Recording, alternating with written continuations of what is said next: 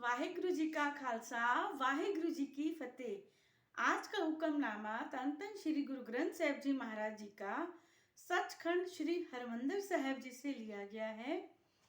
गुरु जी फरमान करते हैं, तिलंग महल्ला चौथा। हर किया कथा कहानियां गुरमीत सुनैया। बलिहारी गुर आपने गुर को बल जाइया।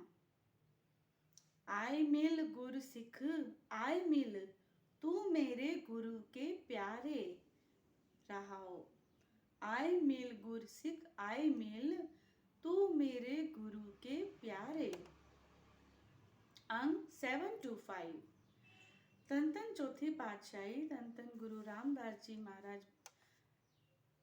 फरमान करते हैं, हे गुरसिख, मित्र गुरु ने मुझे परमात्मा की सिफत सलाह की वडियाइयां की बातें सुनाई हैं। मैं अपने गुरु से कुर्बान जाता हूँ, सदके जाता हूँ, वारी जाता हूँ।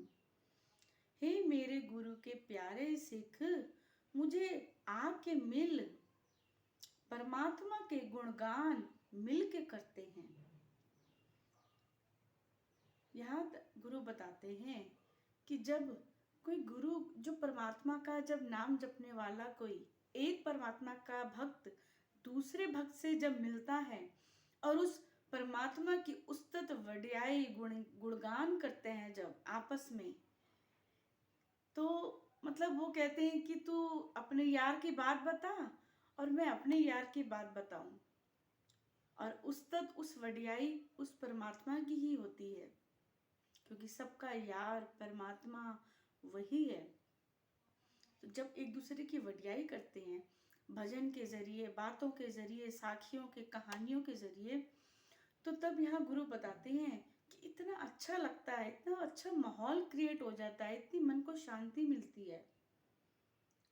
पर इसीलिए जब भी हम अरदास करते हैं तो यही बोलते हैं कि बाबा जी गुरमुखों के मेल कराओ, गुरसिखा दे मेल कराओ, मनमुखों तो दूर रखो।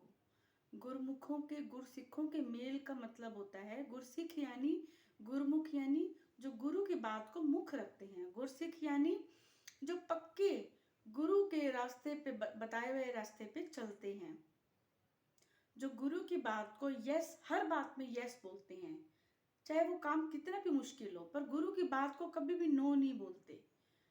गुरु की रजा में राजे रहते हैं, खुश रहते हैं, संतुष्ट रहते हैं, वो हैं सच्चे गुरसिख।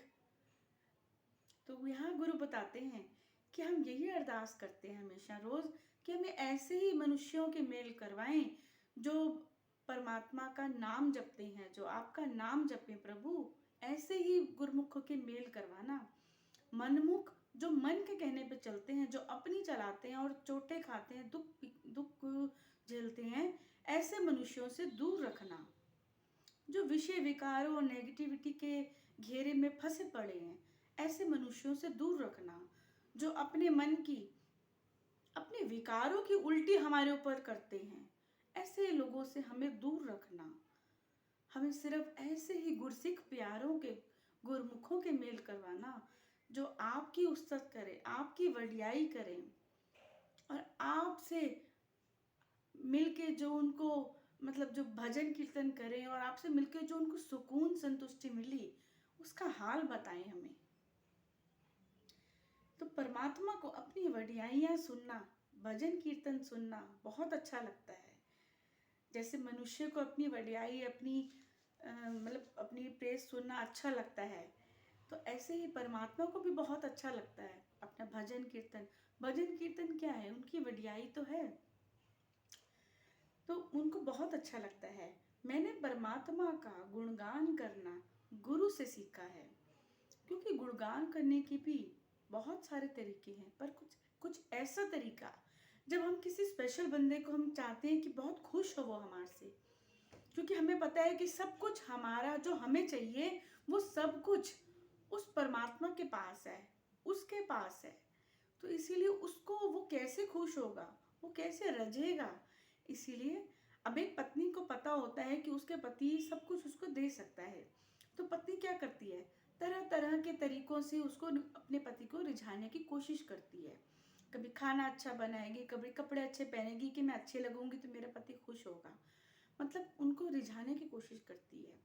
ऐसे ही जो भक्त प्रेमी होता है वो परमात्मा को पाने के बहुत सारे ऐसे तरीके करता है जिससे परमात्मा खुश हो। भजन कीर्तन, सत्संग, पॉजिटिव टॉक्स, इस तरह से बातें करता है।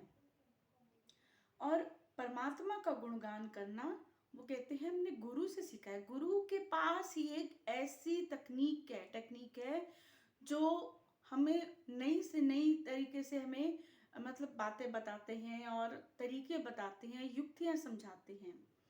मैं उन गुरसिखों से कुर्बान जाता हूँ जिन्होंने गुरु के हुक्म को मीठा करके माना है।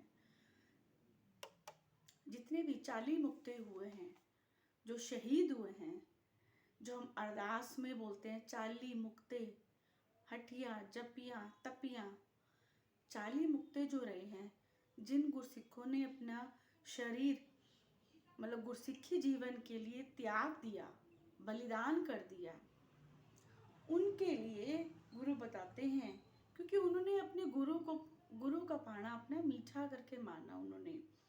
तो वो कहते हैं कि जो उनकी रजा में राजी रहते हैं, मैं ऐसे भक्तों को, ऐसे गुरसिखों को वारी जाता हूँ, बलिहार जाता हूँ।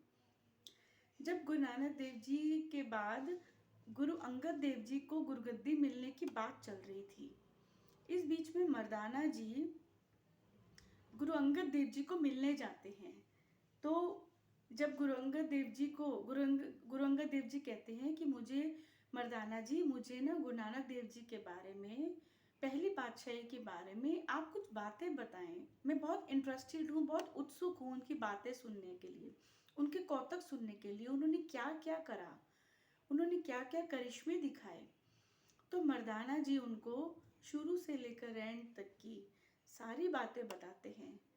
तो गुरु अंगद देव जी इतने खुश और इतने प्रसन्न होते हैं कि उनकी आंखें भर आती हैं, उनका मन अंदर से इतना प्रफुल्लित हो जाता है और इतना मन उनका कशिश में आ जाता है कि मुझे गुरु नानक देव जी के दर्शन करने हैं, मुझे उनके चरणों में गिर के उनसे आशीर्वाद लेना है कि मैं आगे से जो वो लड़ी चलाते हुए आ रहे हैं, परमात्मा प्राप्ति की या परमात्मा को जपने की, जपाने की, उद्धार करने की, वो लड़ी इसी तरह चलती रहे।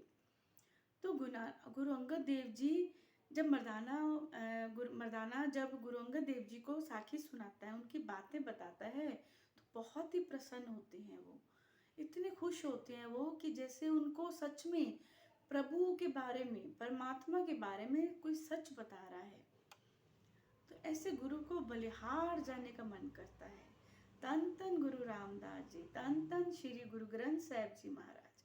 वाहे गुरु जी का खालसा, वाहे गुरु जी की फतेह।